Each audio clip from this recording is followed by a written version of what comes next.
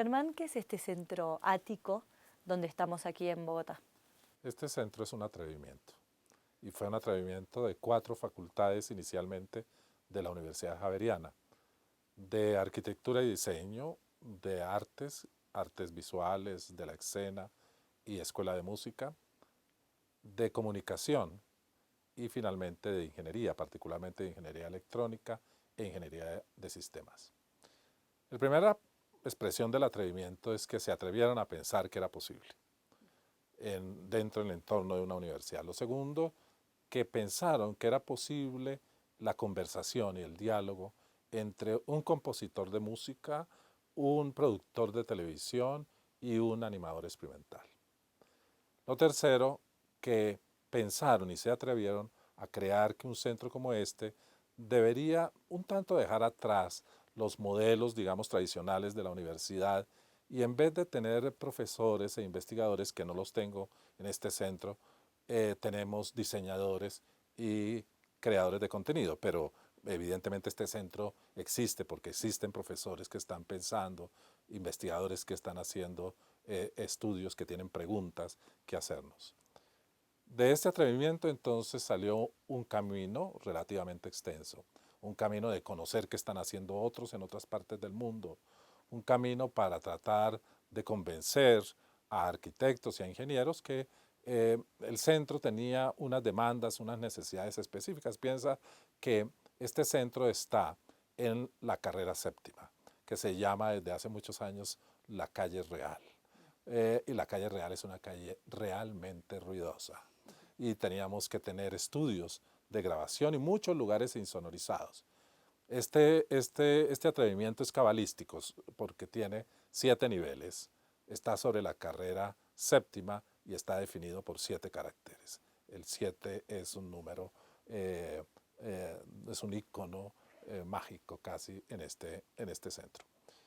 Bien, con el atrevimiento entonces vino el diseño, vino el hacer experimentación para ver cómo se hacía el centro, cómo respondía a las necesidades y después vino toda la construcción del edificio y todo el equipamiento electrónico. A veces la gente piensa, ah, mira, estoy ante una consola de 96 canales, eso la desempacaron y la pusieron.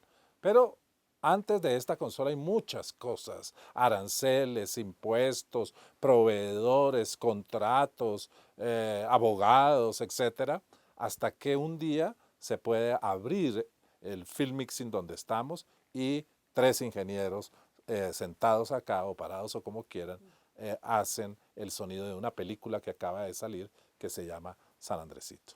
Bien, en ese proceso de adecuación tecnológica hemos durado 3 años. Hoy estamos al 94% del desarrollo tecnológico del centro. Pero además de un atrevimiento, ¿qué es Ático? Ático, en primer lugar, es un lugar de pensamiento. Es magnífico tener este aparato, pero hay que pensarlo, hay que tener sensibilidad, hay que tener sentido narrativo, hay que tener país involucrado para que esto cante, para que esto funcione, para que haya músicas. Bien, entonces Ático es ese lugar de pensamiento. De pensamiento en este momento, nuestra línea de reflexión es sobre tecnologías, conocimiento y sociedad. No podemos separarnos de esos 3, digamos, dimensiones. El Ático es un proyecto de la universidad que mira hacia la universidad, es decir, hacia el conocimiento, hacia los saberes, hacia los oficios, hacia las preguntas, hacia la investigación, pero mira también hacia la ciudad, a una ciudad donde estamos que se llama Bogotá, y mira hacia un país. ¿Qué está pasando en términos de las industrias de contenidos, de la participación de colectivos de mujeres en la producción audiovisual, etcétera? Todo esto. Es un lugar de pensamiento entonces. Segundo, es un lugar de formación. En las 3 semanas de marzo me reportaron que habían pasado 10.000 personas por Ático. Esto es verdaderamente increíble y emocionante. 3.000 personas que caminan siendo compositores, los otros ingenieros de sonido, los otros caminan pensando en imágenes, los otros en animación, los otros en artes electrónicas. Hay un cruce en Ático de diversas sensibilidades, diversas formas expresivas. Yo a veces me paro a ver los pisos, que son pisos semitransparentes, y veo pasos, huellas, trazos, caminantes, itinerarios. Eso es lo que sucede en Ático, en formación. En esas mismas 3 semanas salieron 2.500 equipos y salieron, que salgan afuera, no es para no tocarlos, no, estos los tocan, los estudiantes los manejan, los aprenden a decir cosas con todo esto. En segundo lugar, dentro de formación, Ático es el encargado de manejar la plataforma tecnológica de toda la universidad, que en este momento es Blackboard, que es de código cerrado, y estamos migrando hacia Sakai, que es de código abierto. La Universidad de Columbia en Nueva York acaba de pasarse hacia Sakai, y nosotros estamos haciendo experimentaciones en este campo. Y también nosotros en Ático estamos comisionados para mirar la emergencia de nuevas profesiones. Y a mí me gusta decir de nuevos oficios. Yo quiero darle un sentido particular a lo importante que es hacer cámara o manejar las luces o ser un director de fotografía, lo que los norteamericanos llaman en sus facultades media arts. Esto me parece que también es importante. Entonces nosotros debemos estar explorando y debemos ser como una suerte de anfibios listos a responder a lo que los maestros, los profesores están pensando como nuevos programas. Ejemplo, diseño digital o creación audiovisual hecha por la Facultad de Artes o una maestría, me han propuesto hace poco, en archivística histórica digitalizada entre los archivos, la gente de patrimonio, la gente que trabaja en memoria y los tecnólogos. Entonces, Ático está abierto a la formación. Es un lugar de formación. Y en el fondo tiene que replantearse el sentido propio de la formación. Cómo se aprende a ser director de arte o director de fotografía o director de cámara para estos tiempos, para estos días. Tercero, Ático es un lugar de investigación en el sentido de que nosotros damos los espacios, las máquinas, el software y el café. El café todavía no tiene estándares buenos para hacer el buen café colombiano, pero esperamos llegar a ese nirvana humeante del café. Eso quiere decir que tenemos laboratorios de robótica, de videojuegos, de visualización científica, de simulación digital de territorios, de biomecánica aplicada a los estudios de la diabetes, etc. Observará que empiezan a aparecer palabras, no solamente cine, televisión, animación, artefactos digitales, sino diabetes, territorios. Esto quiere decir que los extraños están llegando a nosotros. Porque claro, no son extraños productores de música o de televisión, pero sí es extraño un neurólogo o un físico o un genetista. Cada vez los tengo más aquí, cada vez tienen más el virus de pensar que su saber, su conocimiento está en diálogo con las tecnologías. Cuarto, Ático es un lugar de creación. Eso es fundamentalmente Ático. Ático es para crear imágenes, para crear músicas, para solazarse con la postproducción. A mí, por ejemplo, me interesa muchísimo entrar a las salas de postproducción con Flame y Smoke, porque es el lugar del artificio. Y me parece maravilloso en estos tiempos estar debatiendo lo que el obispo Berkeley discutía entre las discusiones famosas entre los realistas y los nominalistas. Aquí es un lugar donde le hacemos honor a discusiones medievales. Lugar contemporáneo, pero lugar que le hace honor a las reflexiones del medioevo o de la época moderna. Y aquí se pueden crear televisión, cine, animación, sitios web, etc. Todo ello. Y hay otras 3 características de Ático. Ático es un lugar de emprendimiento. Yo quisiera huir de esa palabra, más bien hacia un lugar de las experiencias, que haga posible que un joven sentado en el piso como habrá visto sentado en el piso de ático, pueda pensar que él puede crear su propio modo de vivir y que él puede facilitarle a otros vivir de otra manera. Es decir, en mi época era imposible pensar en medios si no era asociado a una estructura mediática. Hoy en día es posible pensar que se puede hacer una radio digital con muy pocas personas y con una tecnología bastante básica. Pues bien, esto. Y Ático es un lugar de la memoria. No puede haber memorias que no pasen hoy por las tecnologías, que no sean convocadas por lo que las tecnologías nos pueden ayudar.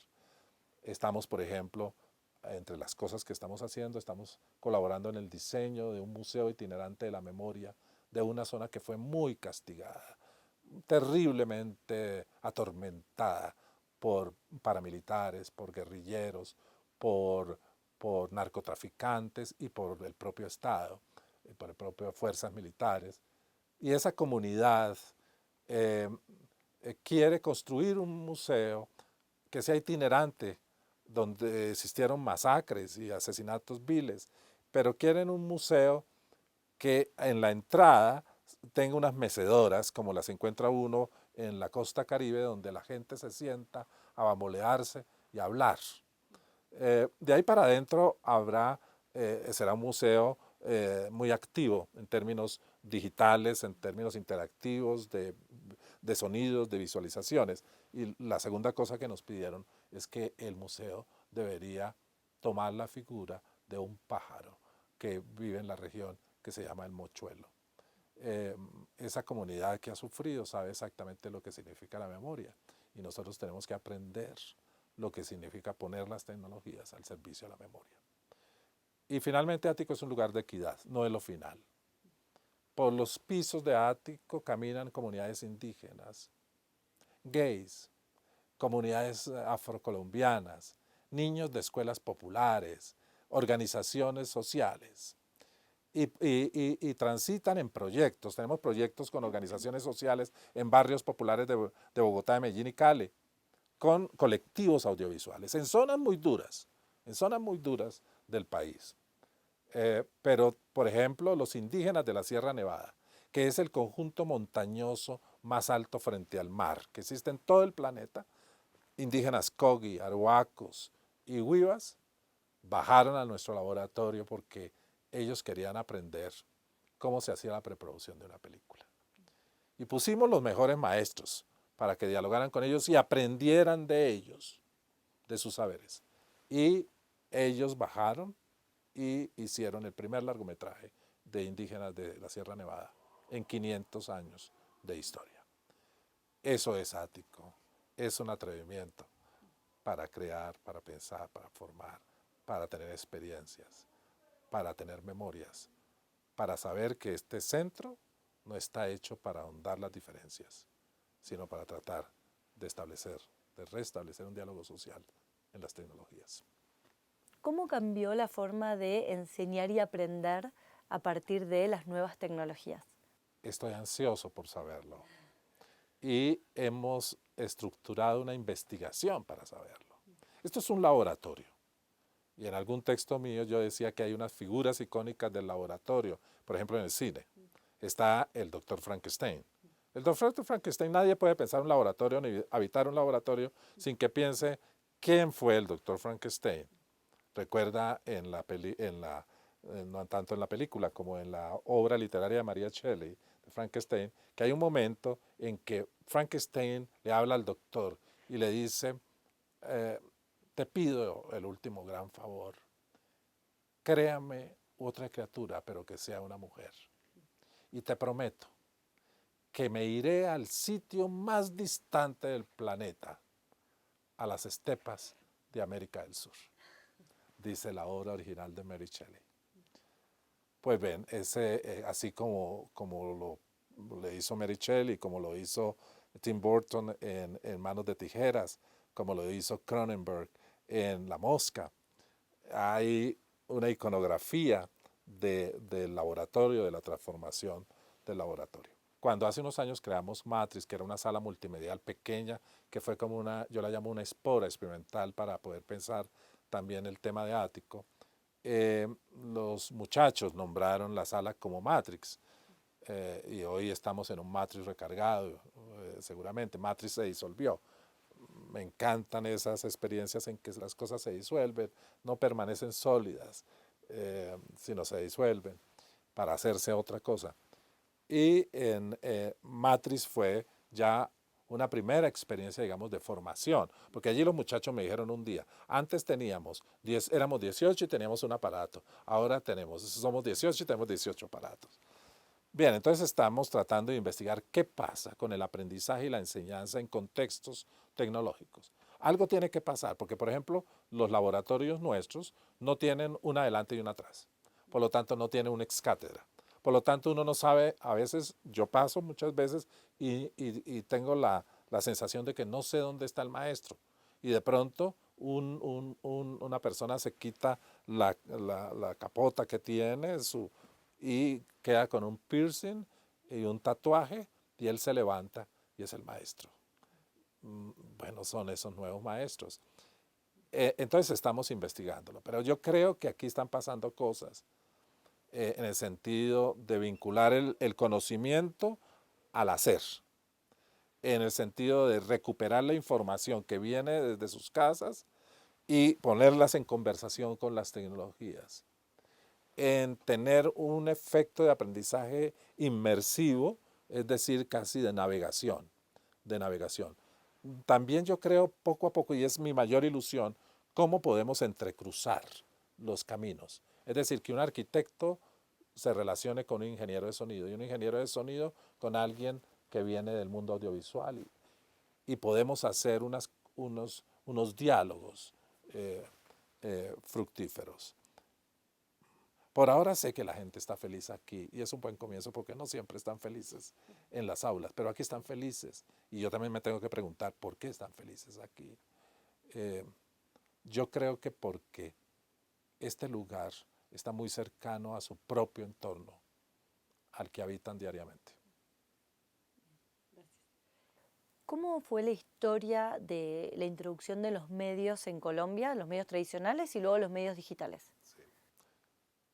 Colombia tuvo una tradición inicial de la prensa escrita, porque alguno de los historiadores que nos han estudiado, un historiador inglés, ha insistido en que Colombia es un país de gramáticos. Por lo tanto, lo primero que se ejerció fue la gramática, hecha prensa. Y ya desde el inicio la prensa colombiana se dividió entre la prensa que no le obedecía a la corona y la prensa que estaba subyugada por la corona. Yo creo que esa línea atraviesa toda la historia colombiana, hasta hoy, porque hoy hay un periodismo que confronta y hay otro periodismo que se asimila. En los años 30 aparece la radio en Colombia y yo creo que es una primera conmoción para los colombianos. ¿Por qué? Porque la prensa exigía que los que leían fuesen ilustrados de alguna manera o por lo menos supiesen leer. La radio no. Y la radio permitió en Colombia en los años 30 reconocer un país muy fragmentado, muy roto, muy aislado a través de ciertas celebraciones radiales como la Vuelta a Colombia en bicicleta. La radio introdujo el humor y supimos que hay varios humores en Colombia, no un único humor.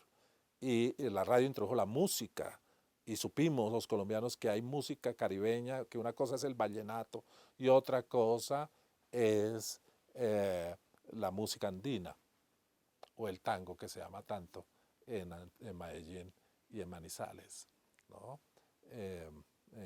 Y se llama en barrios populares. Y se llama en barrios populares. Bien, la música, entonces, el deporte, el humor, las noticias empezaron a generar un país en diálogo, o por lo menos un país que se reconocía diferente. Años 30, años 50, surge la televisión en Colombia y surge también de alguna manera excepcional, porque los sistemas, como sabemos, eran privados o públicos. Aquí, por llevar la contraria, hicimos una cosa rarísima que era mixta. Eran programadoras de televisión que recibían los espacios en una licitación pública y el Estado les asignaba por ser el dueño del espectro electromagnético. Poco a poco, entonces, va ingresando la televisión al sistema comercial y al sistema privado. Eso sucede en los años 70 y ya hacia los años 80 y más particularmente hacia el 90 y fuertemente en el 2000, los nuevos medios ingresan al escenario. En términos de las rentabilidades, la prensa tuvo que hacer mimetismos y entrar en una caracterización más multimedial. La radio se expandió mucho en Colombia, es famosa la radio en Colombia. Era uno de los medios que podía superar el hecho de que estamos en medio de montañas. Hoy ya no es tan problemático estar en medio de montaña porque hay satélites. La televisión vino a reinterpretar el sentido nacional, vino a generar narrativas que nos permitieron reconocernos como colombianos a través de la telenovela, del seriado unitario, de la comedia. Y después los nuevos medios han entrado irrumpiendo, digamos, muy fuertemente en los últimos años, sin que aún hay algunas tareas que están pendientes, pero yo creo que en menos de 3 años todos los municipios colombianos estarán conectados a fibra óptica, tendrán acceso ya plenamente a Internet, lo que va a significar un recambio muy fuerte en el panorama de los medios. ¿Cómo son las cifras en Colombia en relación a la penetración de los distintos medios?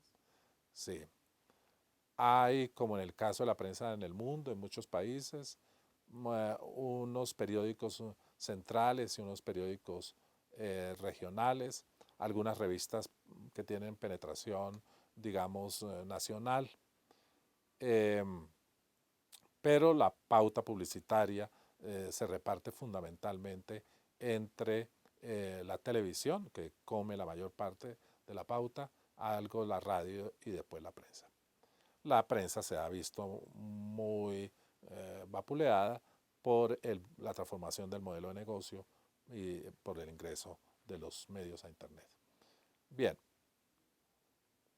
antes de que en Europa, algunos de los países, creo que es Alemania, hiciera que Google empezara a pagarle a los periódicos, pero es una cosa muy, muy de la semana pasada. Eso todavía no está muy bien inventado.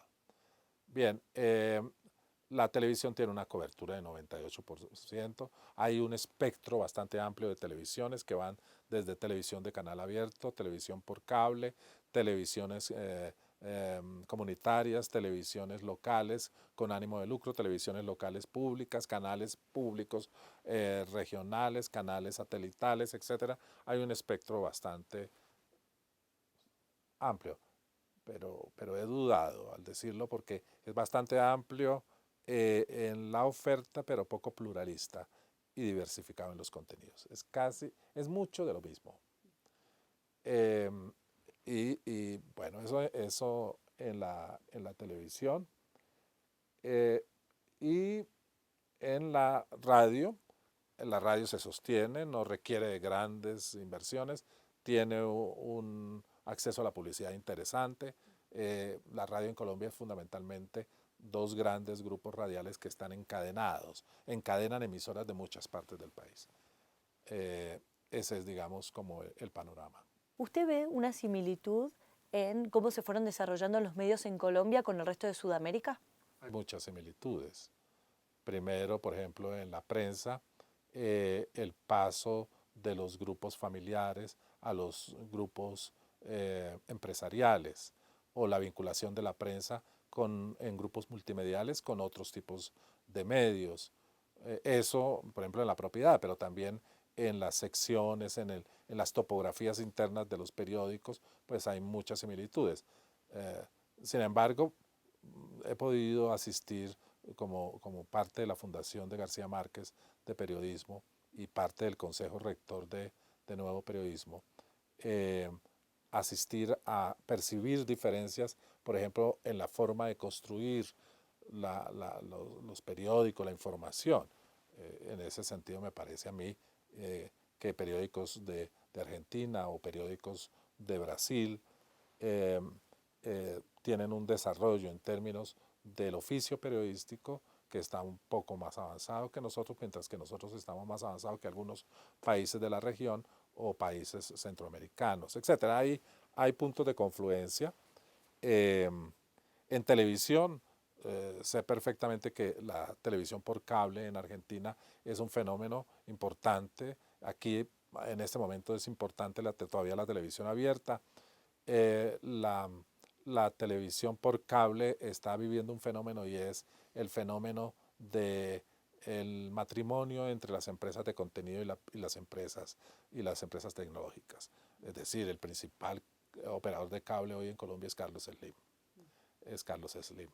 Pero Carlos Slim entró a la televisión de la mano de la telefonía y de la fibra óptica. Pero hoy es el principal. Eh, en radio encuentro también algunas similitudes.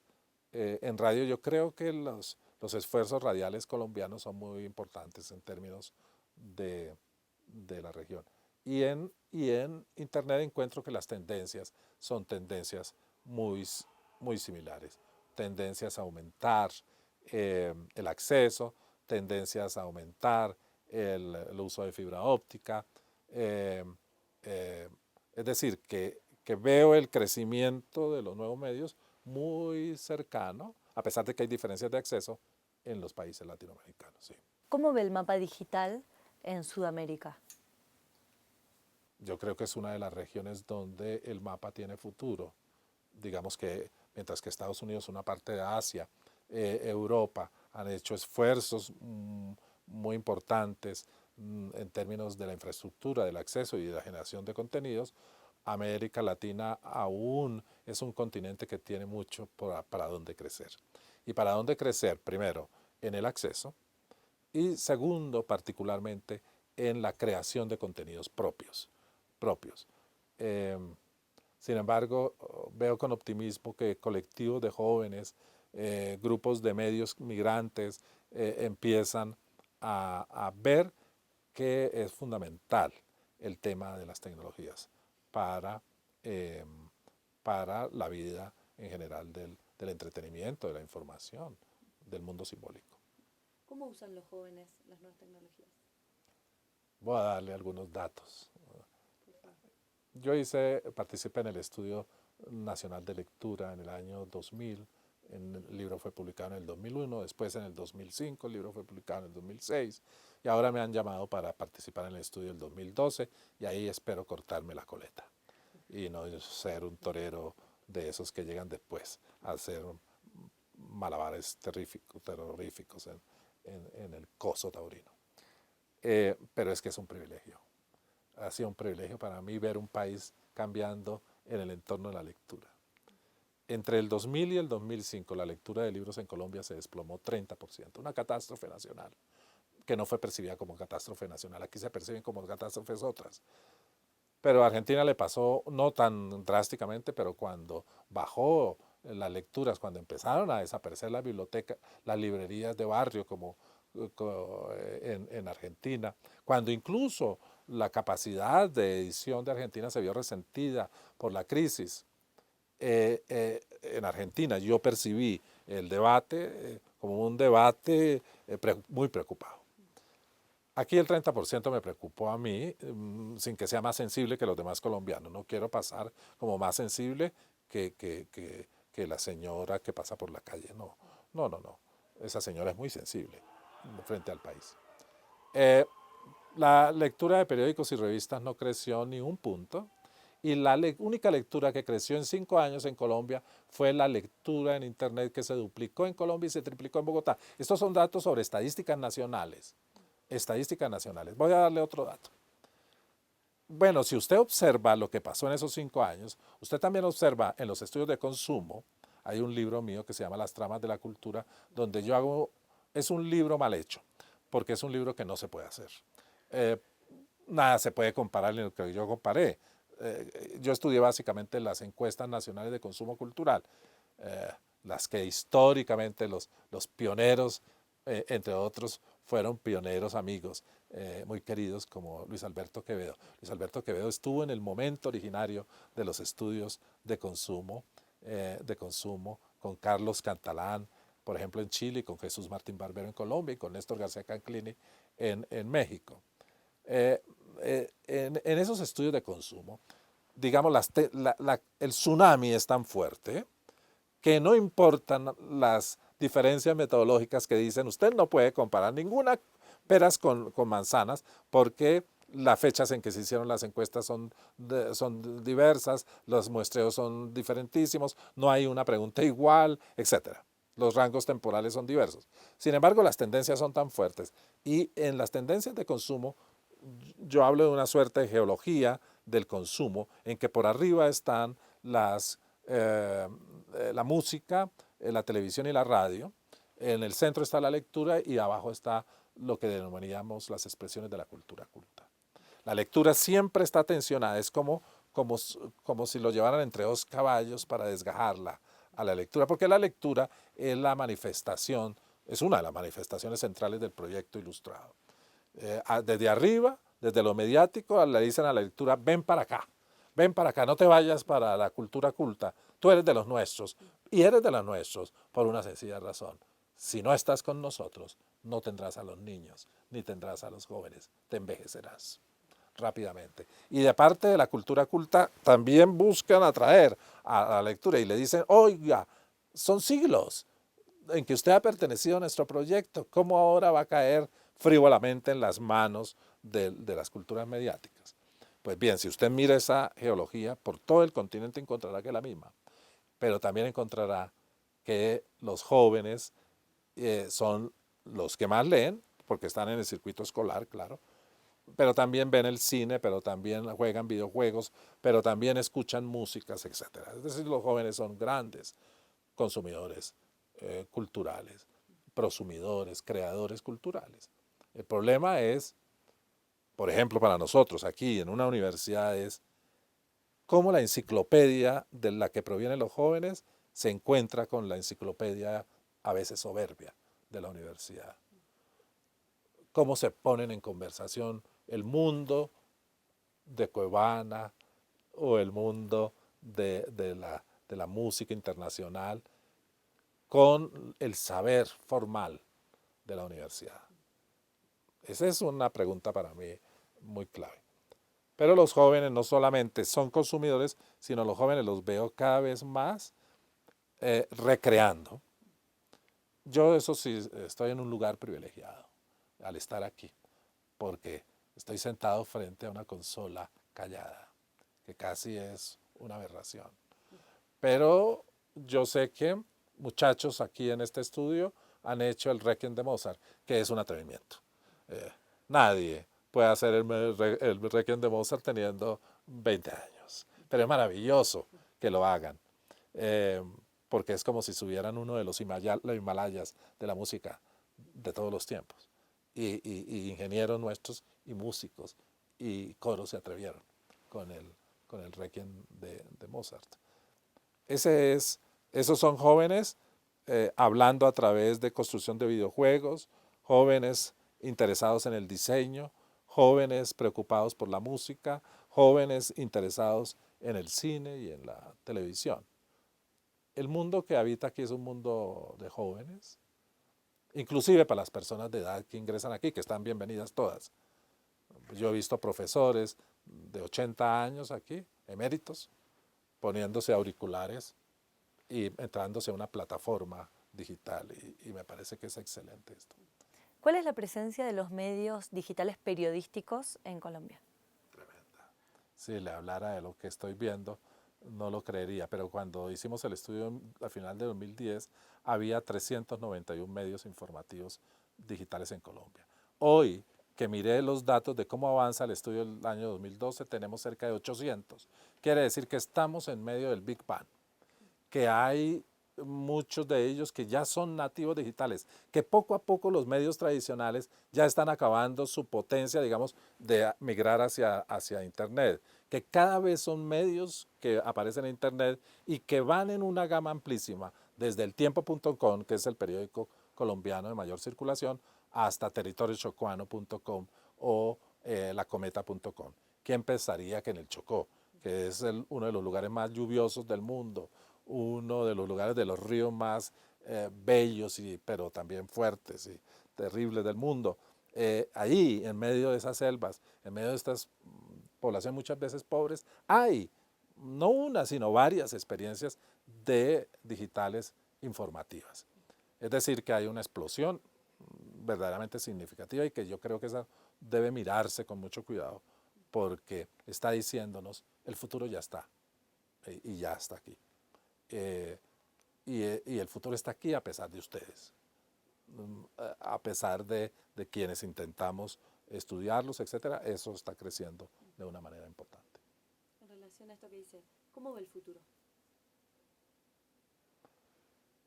Yo creo que mis propiedades de pitonisa se han ido aumentando progresivamente, que es la propiedad de la pitonisa vieja. No hay muchas pitonisas jóvenes. Por ahí teníamos una niña que vio a la Virgen en Piendamó, pero esa señora ya se volvió grande, ya no se habla de ella. Desafortunadamente no se volvió una pitonisa vieja. Veo un futuro más diverso, pero también un futuro muy concentrado.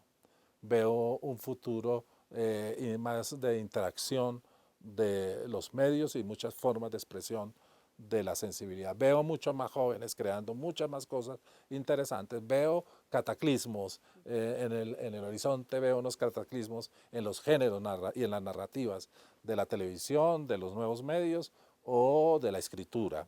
Veo que están apareciendo por todas partes cronistas a los que hemos llamado los nuevos cronistas de Indias, que están contando lo que está sucediendo en nuestros países. Veo saberes más mezclados, más híbridos, menos cercanos a las disciplinas en que fuimos nosotros formados y a las que nunca obedecimos.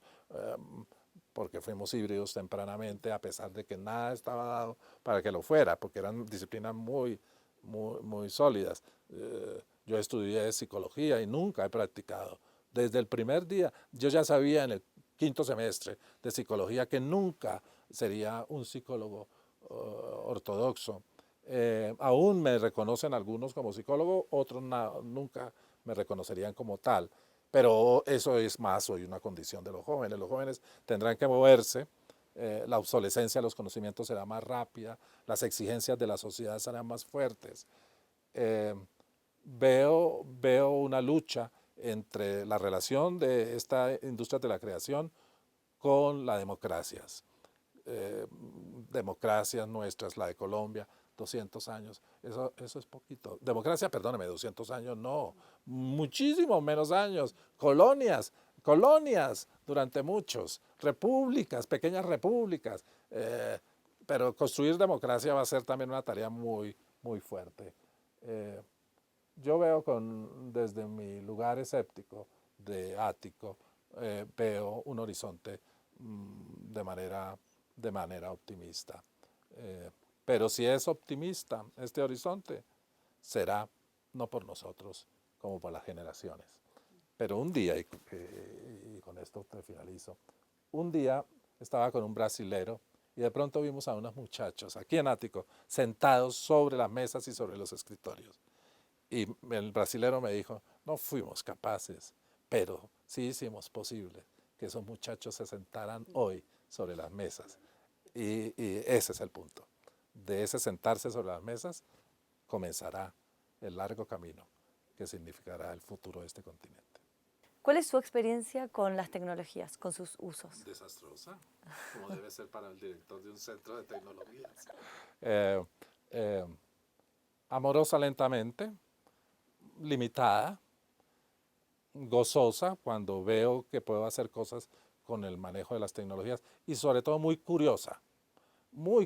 Yo curioseo cómo se hacen las cosas y me entusiasma, me salta el corazón cuando veo que la gente lo sabe hacer muy bien y que me subo a un ascensor o bajo por el ascensor y los muchachos con una especie de ceguera táctil, pero ceguera que ve, táctil, conversan, se escriben entre ellos, No han dejado de escribir los muchachos. Y a pesar de que su escritura sea contraria a los cánones de la Real Academia, están hablando y están hablando intensamente. Mi autodefinición es mi psicometricidad fina siempre fue desastrosa. Por lo tanto, ni BlackBerry ni esas cosas yo puedo usar. Pero a mí no me pusieron por eso aquí. Me pusieron simplemente porque tenía curiosidad.